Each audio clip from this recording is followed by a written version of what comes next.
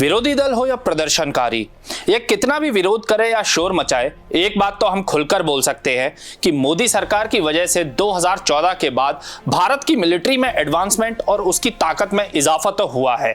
भले ही वो नई बख्तरबंद गाड़ियां हो, राफेल जैसे advance fighter jets, INS Vikrant और विशाल जैसे एयरक्राफ्ट कैरियर, उग्राम और AK-203 जैसी मॉडर्न असॉल्ट राइफल, सेना की नई तकनीक, हथियारों ने भारत के अंदर एक खोया हुआ आत्मविश्वास फिर से जगा दिया है। और अब इसी सिलसिले में एक नाम और जुड़ने जा रहा है, जिससे चीन और पाकिस्तान जैसे देशों की नींद हराम होने वाली है। ये नाम है MQ-9B प्रीडेटर ड्रोन का। नमस्कार, मैं अनिकेत दीक्षित स्वागत करता हूं आपका आचरण न्यूज में।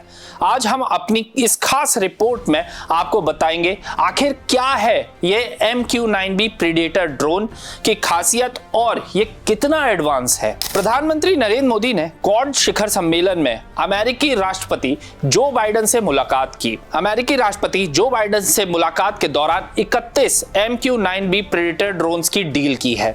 भारत अमेरिका के बीच 25,887 करोड़ रुपए यानी 3.9 बिलियन डॉलर की ये डील हुई है। इसके सौदे के तहत अमेरिका भारत को 31 high altitude long endurance drones देगा। इसमें भारतीय सेना और वायुसेना को 8 स्काई गार्जियन ड्रोन्स तो भारतीय नौसेना को 15 सी गार्जियन ड्रोन मिलेंगे। माना जा रहा है कि अक्टूबर तक ये डील पूरी तरह से पक्की हो जाएगी। जानते हैं इस ड्रोन के कारनामे और भारत की जरूरतों को पूरा करने में यह कितना सक्षम होगा। अब हम आपको बताते हैं कि ड्रोन मिलिट्री की लड़ाई में कब शामिल हुआ। दरअसल अमेरिका में 9/11 हमले के बाद राष्ट्रपति जॉर्ज W. बुश ने 2003 में अफगानिस्तान और इराक के खिलाफ वॉर ऑन टेरर का ऐलान कर दिया था। इस वक्त उन दोनों देशों में बड़े पैमाने पर प्रीडेटर ड्रोन से हमले किए गए। इन मानव रहित ड्रोन्स को रीपर ड्रोन भी कहा जाता है। अमेरिका की खुफिया एजेंसी CIA और एयरफोर्स ने सबसे पहले इनका इस्तेमाल दुश्मनों के खिलाफ करना शुरू किया। 1995 में इसका इस्तेमाल होना शुरू हुआ था। अफगानिस्तान, पाकिस्तान, इराक, सीरिया और यमन में आतंकियों के खिलाफ इन ड्रोन्स का सबसे ज्यादा इस्तेमाल हुआ था। यहां तक कि नेटो सेनाओं ने भी इसका व्यापक रूप से इस्तेमाल किया है। प्रीडेटर ड्रोन के बारे में कहा जाता है इसने पाकिस्तान में छिपे बैठे आतंकियों को खोज कर मारा। पाकिस्तानी मीडिया इसे ड्रोन वॉर भी कहता है। 2004 से लेकर 2018 के बीच अमेरिकी खुफिया एजेंसी CIA ने प्रीडेटर ड्रोन से खैबर पख्तूनख्वा इलाके में रह रहे 5,059 आतंकवादियों को मार गिराया है। इसमें अफगानिस्तान तालिबान के कमांडर बैतुल्ला महसूद, हकीमुल्ला महसूद और अख्तर मंसूर जैसे आतंकी मारे गए थे। यह नीति बराक ओबामा और उनके बाद आए राष्ट्रपति डोनाल्ड ट्रंप के कार्यकाल तक चली। इसे लेकर पाकिस्तान के पूर्व प्रधानमंत्री नवाज शरीफ भी ऐतराज जता चुके हैं। अमेरिका ने अफगानिस्तान में रहते हुए तालिबानी आतंकियों को मारने के लिए ऑपरेशन एनाकोंडा चलाया था। इसका इस्तेमाल 2002 में बंकरों में छिपे तालिबानियों को मारने के लिए किया गया था। उस वक्त अमेरिका के F-15 और F-16 जैसे जंगी विमान भी इन बंकरों को नष्ट करने में विफल हो गए थे। तब यही प्रीडेटर ड्रोन काम आए थे।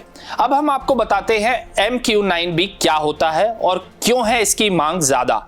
MQ-9B प्रीडेटर ड्रोन एक मानव रहित UV या विमान है। यह ड्रोन जमीन पर 2 पायलटों के जरिए रिमोट से संचालित किए जाते हैं। MQ-9B के कुल 2 वर्जन हैं। इसमें सी गार्जियन और स्काई गार्जियन है। ये ड्रोन जमीन से लेकर आसमान और समंदर से लॉन्च किए जा सकते हैं। MQ-9B ड्रोन को प्रीडेटर्स के नाम से भी जाना जाता है क्योंकि ये मारक हथियारों से लैस होते हैं। आसानी से किसी देश को नहीं मिलती है ये ड्रोन टेक्नोलॉजी। प्रीडेटर ड्रोन को इटली, इजराइल और तुर्की की सेनाएं इस्तेमाल करती हैं। इसकी सटीक मारक क्षमता की वजह से जनधन की हानि कम होती है, इसलिए दुनिया भर में इस अमेरिकी ड्रोन की डिमांड ज्यादा रहती है। हालांकि ये सबको आसानी से नहीं मिल सकता।